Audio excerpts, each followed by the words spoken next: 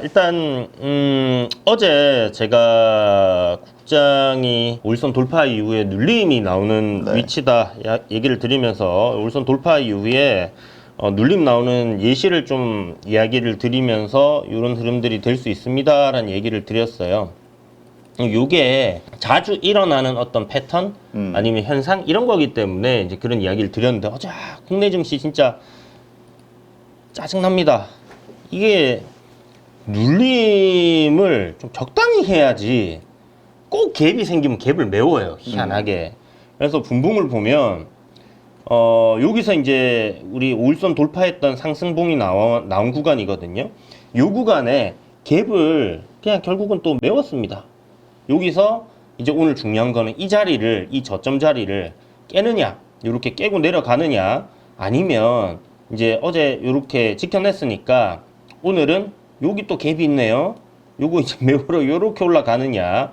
요게 이제 중요한 포인트인데, 미증시 봐서는 이게 올라가기는 쉽지는 않을 것 같다. 이게 올라가려고 하면 코스피 지수니까 전체 국내 어떤 시총 상위 종목들이 다 같이 좀 가는 그림이 돼야 될 거고요.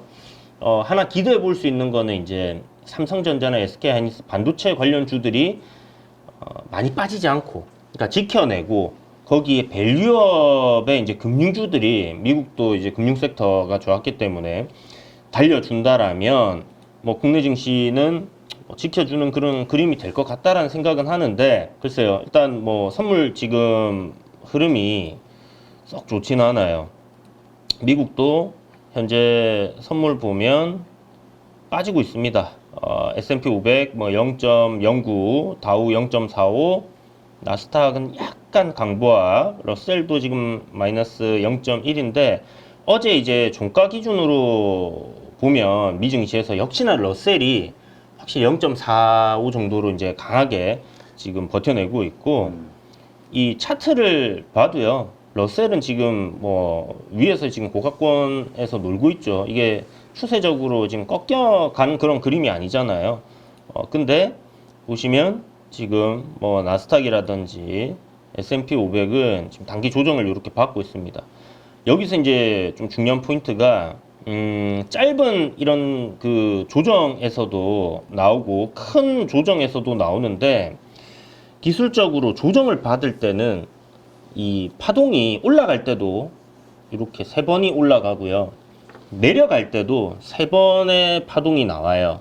근데 이게 프랙탈 구조로 크게 이제 이런 상승이 나오면 이 안에 또 작은 파동이 3개씩 이렇게 나오거든요. 거의 뭐 일정하게 나온다라고 보시면 돼요. 여기서도 보시면 요 파동 안에도 하나, 둘, 3번이 이렇게 나오고, 여기서도 이제 뭐 크게는 이렇게 올라온 건데, 뭐 3번이 나오고, 여기서도 3번이 나오고, 이 또 작은 구간 안에서도 또 3번이 나뉘고, 이게 프랙탈 구조로 이 물 결정체 보면 이제 눈송이 모양의 그게 계속 연결되는 뭐 그런 구조라고 보시면 될 것 같고, 그 어떤 분이 그 책에, 제가 옛날 읽었던 책에 그 글이 있던데, 우주 만물의 법칙이다. 우리가 이제 이 태양계를 벗어나면 은하계가 나오고, 은하계를 벗어나면 이제 뭐 계속 똑같은 구조로 지금 이어져 있는 뭐 그런 것 중에 하나다라고 하는데, 뭐 그것까지는 모르겠지만 어쨌든 뭐 눈으로 우리가 확인을 할 수 있는 그런 흐름들입니다. 그래서 여기서 그걸 놓고 본다면 이게 조정받을 때 여기서도 한 번, 두 번, 3번이 내렸거든요. 요번에도 한 번, 두 번, 요 저점을 딱 지켜주면 그냥 ABC 파동으로 끝나는 게 될 거고요. 요 저점을 이탈하면 한 파동이 더 남아 있습니다. 근데 지난번에도 한번 이야기를 드렸던 것 같은데, 미국장의 최악의 흐름으로 간다라면 여기까지도 내려올 걸 좀 우리가 생각해 둬야 된다. 여기 앞에 이제 갭 구간에서 지켜주면 베스트한데, 과연 그렇게 될지 지금 불확실성이 커져 있는 상황이고, 자금 이동이 일단 일어나고 있는 그런 구간이잖아요. 그래서 금리 인하에 대한 기대감으로 올라왔던 증시이기 때문에 금리 인하가 현실화되는 상황이 만들어져 있는 지금 어떤 선반영을 하고 있다라고 이야기를 드렸는데, 그 진행 중인 상황인 것 같고요. 일단 어저께 보시는 것처럼 전저점 구간에서 아래 꼬리를 좀 달아줬어요. S&P도 뭐 깨지는 않았고, 그렇다면 뭐 여기서 좀 반등하는 흐름들 또 기대해 볼 수 있을 것 같은데, 시간 외에서는 반도체주들이 이제 장중에 많이 빠졌던 부분에 대한 반등이 좀 나오고 있었거든요. 네. 그래서 이제 거기에 대한 부분들 조금 기대해 볼 수 있지 않겠냐라는 생각도 좀 해봅니다. 어쨌든 반도체 섹터를 지금 공략하기에는 좀 쉽지 않다. 유일하게 지금 반도체 섹터 내에서 보고 있는 종목이 뭐냐면 YC라는 종목하고요. 그 다음에 동훈아나텍이라는 종목이에요. 근데 동훈아나텍은 이걸 반도체라고 좀 보기보다는 앞에 이렇게 크게 시세가 터졌던 게 그 침으로 당뇨를 갖다가 이제 측정할 수 있는, 그러니까 혈당 측정기인데, 우리 기존에 이거 하루에 당뇨 있으신 분들 알지만 2번, 3번을 저기 찔러가지고 기계에다가 이렇게 혈당 체크하잖아요. 근데 이게 바늘로 안 찌르고 침으로 이렇게 하면 기존의 혈당 피로 이렇게 체크하는 거랑 97% 정도의 정확도를 가지고 있답니다. 요거 어제 IR이 있었거든요. IR이 있었는데 IR 발표 장 막판에 갑자기 급락이 이렇게 나왔습니다. 2시 지나갔고. 그래서 야, 아니 회사에서 도대체 얼마나 개똥같이 IR을 했으면 주가가 이 지경이 되나 했는데 시간에 상한가를 보내버렸네요.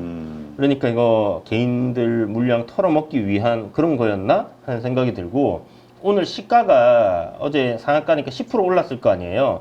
10% 오른 가격대면 대충 뭐 28,000원 이 정도 될 텐데, 동시효과에는 아마 요렇게 22,000원 어디 언저리 부근에서 시작을 할 것 같아요. 굉장히 좀 높게 뜰 것 같습니다.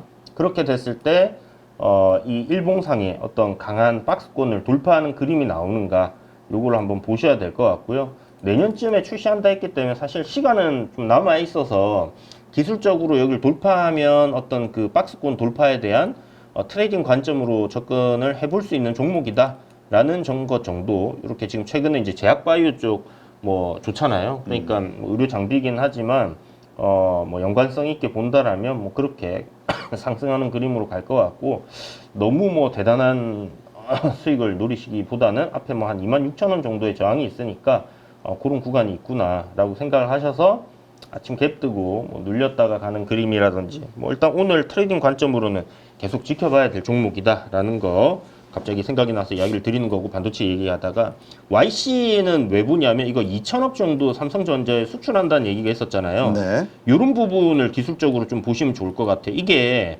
앞에 뭐 DI, 그 다음에 YC, 테크윙 뭐 이렇게 이제 대종목이 뭐 비슷한 이슈로 이렇게 쭉 상승을 해왔습니다. 근데 이 구간에서도 어떤 그 납품 소식 때문에 신고가를 갱신을 딱 했었고요. 네. 요게 이제 바닥권에서 요렇게 놓고 보면, 와, 이거 너무 많이 오른 거 아니야? 3,000원짜리가 10,000원이 됐으니까 3배가 올랐네. 이런 거 어떻게 사냐? 이런데 물리면 뭐 약도 없다. 이런 얘기 하신 분들 있잖아요. 물린다라는 생각을 하면 안 됩니다.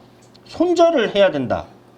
내가 들어가는 지점에서 뭐가 됐던 간에, 어디가 됐던 간에 손절에 대한 기본 마인드는 깔고 있어야 돼요. 그게 투자를 하는 사람의 기본 자세라고 생각해요. 내가 진입하는 근거가 깨졌을 때, 워런 버핏 할아버지도 손절한다니까요. 근데 뭐 우리가 무슨 용가리 통뼈라고 손절을 안 하고 버팁니까? 깨지고 내려가거나 아니면 어떤 기업의 악재가 터져가지고 실적이 잘 날 거라 생각했던 게 이제 가이던스가 바뀌는 그런 상황이 나오면 네. 손절해야죠.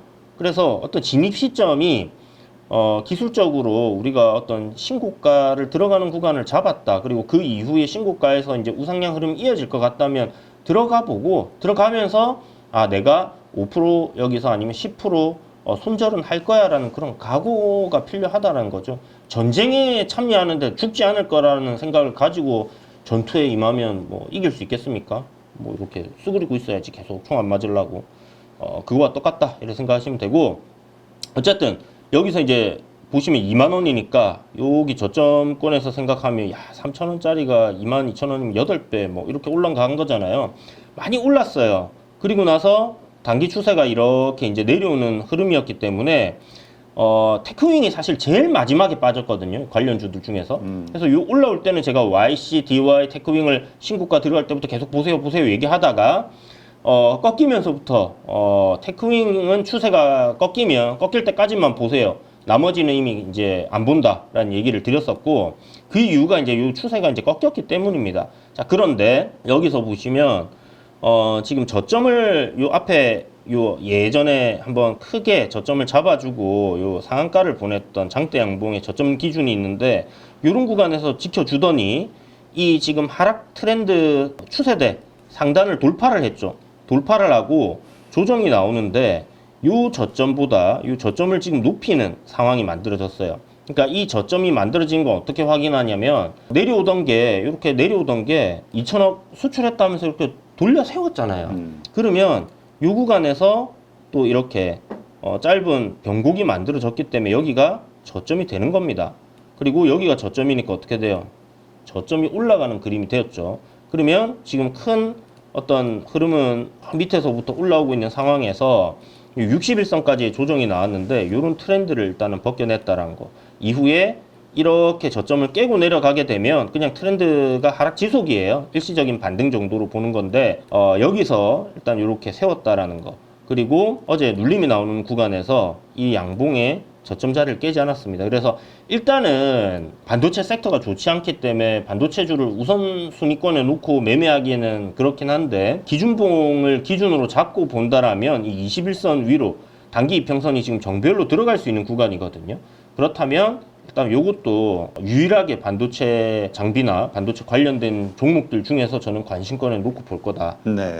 여기서 어떤 흐름이 나오면 매매 관점으로 본다라는 그런 생각을 가지고 볼 종목이다라는 거. 그냥 차트를 이런 식으로 그냥 보고 분석을 뭐 해드린 거다 이렇게 생각하시면 돼요. 이런 부분들이 이렇게 만들어질 때. 그래서 요 시세 나올 때는 사실 여기서 변곡이 만들어지고 21세의 눌림이구나 하고 한번 붙어볼 수는 있었거든요. 뉴스도 좋았기 때문에. 그리고 나서 돌파가 나왔으니까, 여기 저항 돌파가 나왔잖아요. 어제 제가 이야기 드렸던 건 뭐예요? 돌파 후에는 눌림이 나온다. 그게 다음날, 다다음날 뭐 시세가 연속적으로 나올 수도 있는 거고, 이렇게 눌림이 나올 수도 있다는 걸 보시면 될 것 같고요. 자, 그러면 일단 뭐 주요 섹터들 한번 봅시다. 제약바이오 섹터 내에서 신고가 가는 것들, 여러분 신고가 종목을 계속 해야 된다라는 이야기를 드리잖아요. 그러면 지금 시장에서 신고가 가는 거 뭐 있습니까? 조선, 방산, 제약바이오. 화장품은 지금 신고가에서 약간 기간 조정을 거치고 있어요. 죽지는 않고 있습니다. 아직 실적 발표가 남아서 그런가 모르겠지만, 어쨌든 시장에서 그만큼 팔고 싶어 하는 사람들이 많이 없기 때문에 버텨내고 있는 거예요. 그리고 뭐 살려는 사람들도 어느 정도 있으니까 그런 부분이다라고 보시면 될 것 같고, 제약바이오 섹터에서 지금 가장 강한 종목 HLB가 이제 쥐었었는데, 이후에 뭐 SC 제형 해갖고 우리 오후에 하는 방송에서도 이야기를 한동안 했었고요. 그죠? 요런 구간에서 요 신고가 딱 돌파했던 시점 요런 구간이잖아요.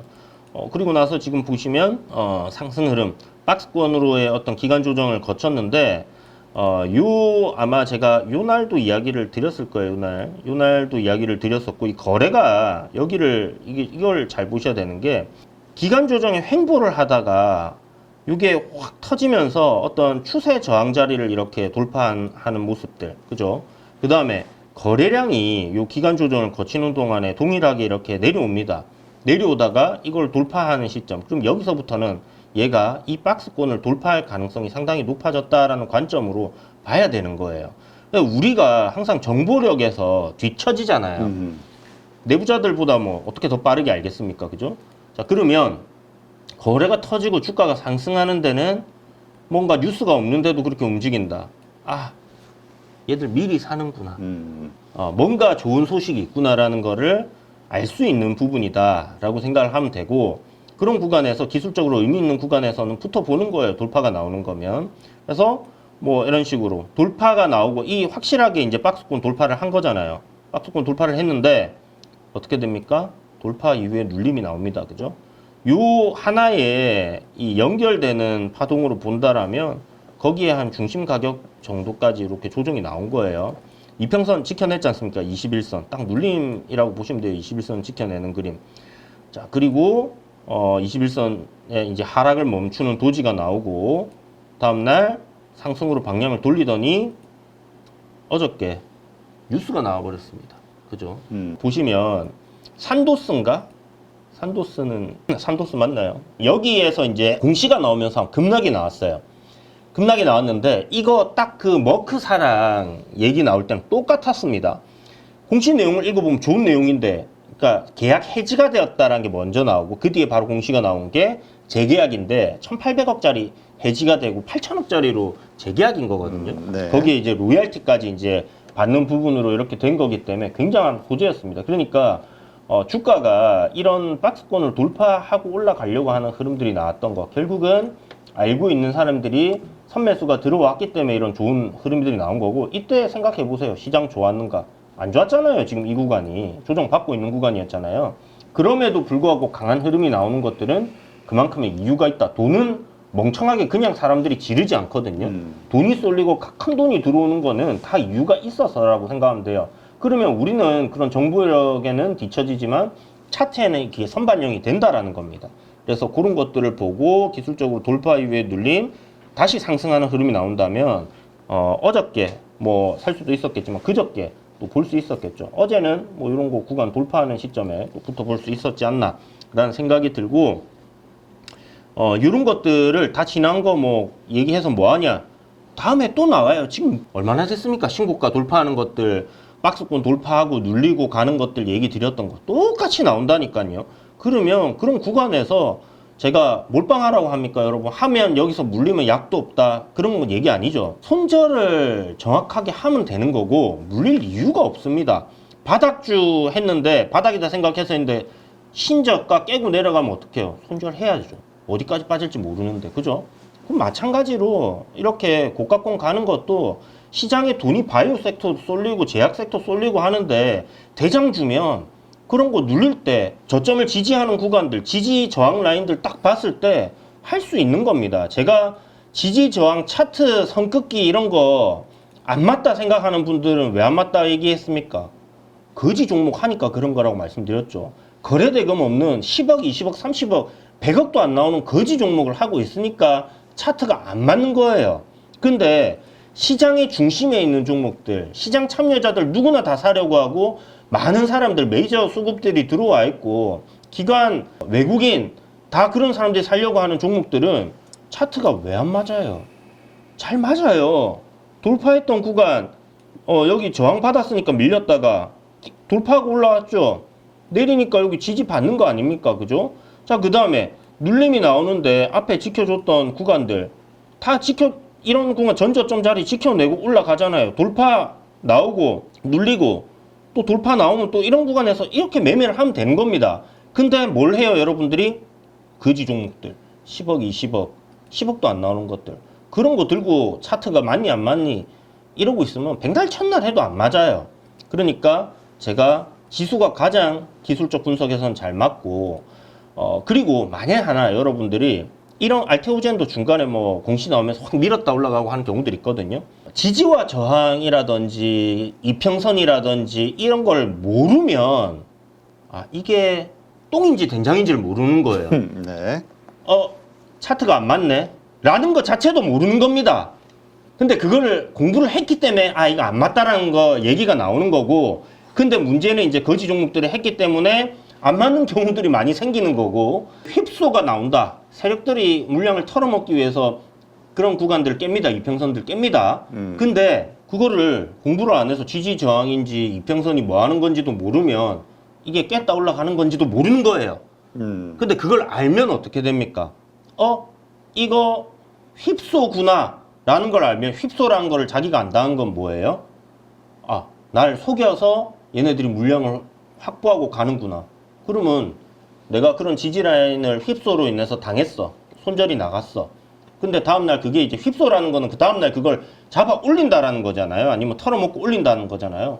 그럼 그런 구간에 다시 사면 되잖아요. 휩소라는 걸 알기 때문에. 왜? 내 물량을 털어먹고 가는구나라는 걸 알면 이거 올릴 거란 걸 안다는 소리잖아요.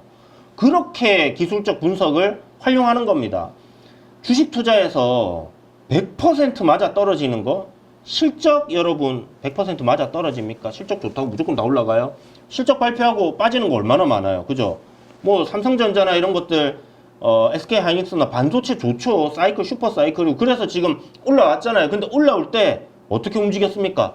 올랐다 내렸다 올랐다 내렸다. 얼마나 힘들게 올라왔어요. 그죠? 그리고 또 쭉 올라와서 지금도 실적이 나쁜데 빠지는 거예요. 아니면 시장이랑 돈이 딴 데로 가니까 빠지는 거예요. 돈이 딴 데로 가고 실적은 좋은데 빠지는 거 아니에요. 그죠? 피크아웃 때문에 빠지는 것도 아닙니다. 그냥 시장의 어떤 반도체 섹터에서의 돈이 빠지니까 그 구간이 지금 조정을 받는 겁니다. 나중에 또 올라가겠죠. 그러면 그거를 여러분들이 이게 100% 실적은 무조건 맞아떨어지고 실적대로 무조건 간다 했으면 수학 잘하고 뭐 수학 여러분 우리 고등학교 다 나왔죠. 미분적분 배웁니다. 우리나라 고등학교에서는 굉장히 고등 수학을 배워요. 그거 아니라도 더하기 빼기 곱하기 나누기 못하는 사람 어디 있습니까? 다 가이던스 나오고 하는데 그거대로 해서 누구나 다 돈 벌어요? 아니잖아요. 그러니까 주식이 어려운 거고 재밌는 겁니다. 그러니까 100%란 있을 수 없다라는 거를 무조건 받아들여야 되는 거고 이 시장의 흐름을 받아들여야 되는 거예요. 그러면 그 안에서 우리가 기준을 삼을 수 있는 건 뭐냐? 아까 말씀드렸던 뭐 장부에 나오는 실적이 되었던 아니면 기술적인 분석이 되었던 그걸 복합적으로 보던 그런 기준을 잡고 가는 겁니다. 근데 그게 깨졌을 땐 대응을 하는 거고 대응을 했는데 이게 내가 나를 털어먹고 가는 속임수다? 그럼 사면 다시 사면 되는 거고 그렇게 해서 수익을 내는 거지. 이건 뭐 무조건 진리 이 선 하나면 뭐 무조건 돈을 번다. 그딴 게 있으면 모든 사람들이 이미 찾아서 돈을 벌었을 거예요. 그런 거는 존재하지 않습니다. 그러니까 여러분 주식시장은 그렇게 쉽게 뭔가 하나의 절대적인 기준으로 돈을 벌 수 있지 않다라는 것을 이야기 드리는 거고 그렇다면 유연한 사고를 가지고 대응을 해야 된다라는 이야기를 드린 겁니다. 그래서 일단 제약바이오 섹터에서 이렇게 신고가를 가는 종목들 지금은 대세가 제약바이오 섹터고 또 이런 구간에서 짧게 매매도 가능할 것이고 여기서 어떤 돌파한 자리에 샀는데 내 수익을 담보로 해서 길게도 보실 수 있을 겁니다. 그런 식으로 해서 제약바이오 섹터 뭐 움직임이 괜찮게 계속 나오는 것들 한번 보시고요. 뭐 거래 대금이 너무 없는 것들 최소 뭐 200~300억은 평균적으로 나와야 되고 앞에 거래가 터질 때 한 500억 최소한 나와 있는 종목들 하시고요. 가급적이면 1000억 이상을 해야지 시장의 중심에서 논다라고 생각하실 수 있을 것 같습니다. 네. 지금 하여튼 그 나스닥 이 선물 지수도 반등이 되고 있습니다만은 엔비디아가 나스닥 선물 지수 S&P 500까지도 지금 양전이 됐어요. 네. 선물이. 그리고 엔비디아 같은 경우도 오늘 7% 급락이 나왔는데 시간외에서 지금 2%까지 올라왔습니다. 그러니까 지금 뭔가 반등의 지금 움직임들이 미국 쪽에서 지금 일어나고 있다는 거. 이게 이제 오늘 외국인들이 어떻게 그 포지션을 정하느냐, 매수 쪽으로 갈 것이냐, 역시 또 매도가 나올 것이냐 여러 가지로 좀 연동이 좀 될 것 같긴 한데. 그렇죠. 지금 상황으로서는 어쨌든 좀 긍정적인 신호들이 좀 올라오네요. 미국 쪽에서는. 여기 그러니까 이제 아까 말씀드린 것처럼 오늘 개파락 출발을 하게 되면 시장에서 최근에 만들어 놓은 저점 자리 2,700포인트를 지켜내느냐 이게 중요하게 될 것 같고요. 그게 아니라면 어제 갭을 메웠기 때문에 뭐 국내 증시 선반영했다 하고 선물 지수 반등 나오는 거 따라서 오늘 좀 올려준다라면 어제 그냥 눌림 하루로 반등하는 그림들이 될 거예요. 근데 여기서 중요한 포인트는 이 고점을 돌파를 해주느냐 2,775포인트를 돌파를 해줘야 기술적으로 이제 상방으로 돌린다라고 볼 수 있기 때문에 그게 이제 좀 중요한 포인트가 될 것 같은데 저는 장 안 좋을 거라 생각합니다. 장 초반은 일단 어차피 선물 지수가 반등이 엄청 세게 나오는 게 아니면 전일 하락분에 대한 반영은 할 거기 때문에 그렇다면 일단 시장에서 강한 섹터 중심에 있는 섹터 바이오라고 말씀드렸잖아요. 여기도 만약에 시장 하락 때문에 조정이 나온다? 그러면 이 조정을 눌림 구간 그러니까 뭐 저점이 깨지지 않는 선에서의 공략이라든지 이런 포인트를 삼아야 되고 장이 안 좋을 때 제가 계속 이야기 드렸던 거 테마주들이 강합니다. 그러면 테마주들을 해야 돼요. 그 뭐 또 테마주 하면 망한다 하는데 몰빵하라는 소리 아닙니다. 그 금붕어 같은 소리 하시면 안 돼요. 계속 했던 얘기인데 까먹고 그런 소리를 하면 금붕어라고 얘기를 드리는 거고 몰빵이 아니라 어느 일정 부분의 금액을 가지고 이쪽에 돈이 계속 도니까 그쪽에서의 어떤 매매를 하는 거고 그 매매가 어렵다 못하겠다 하시는 분은 안 하면 되는 거고 현금 들고 있는 거고 그런 분들은 그럼에도 불구하고 시장의 어떤 하락 내가 가지고 있는 어떤 포트폴리오 구성에 대한 하락분을 어느 정도 좀 상쇄하겠다 하시는 분들은 매매를 하시면 되고 근데 트레이딩을 해보고 투자를 해봐야지 그게 자기의 실력이 되는 거고 그 연습과 노력이 나중에는 여러분들이 매매하는 데 있어서 도움이 되는 겁니다. 안 하면 뭐 절대 늘지 않아요. 그러니까 소액으로 하실 분들은 하라는 얘기를 계속 드리는 거고 네. 그걸 하려고 하면 지금 미 대선 관련주들 안에서 그리고 수급이 이제 추세가 살아있는 것들이죠. 재건 관련주들 SG가 어저께 이제 포스코 인터내셔널이 SG와 협업해서 아스콘 사업 재건 우크라이나 쪽에 진입하겠다라는 얘기가 나오면서 SG 상한가 가고 포스코 인터내셔널도 급등이 나왔거든요. 요 관련주들이 요 이슈로 인해 갖고 다 같이 오늘 또 움직이는 흐름들이 나올 거예요. 그러면 대장주의 흐름 보면서 이등주 뭐 짝짓기 매매도 될 거고 대장주를 뭐 눌림 구간에서 공략을 해서 아니면 돌파 자리에서 공략을 해서 매매가 될 겁니다. 그래서 SG 같은 거 뭐 이것도 보면 어저께 재건주들이 그렇게 좋지 않았거든요. 흐름이. 얘만 10%가 올랐어요. 왜 올랐겠습니까? 정부의 지연.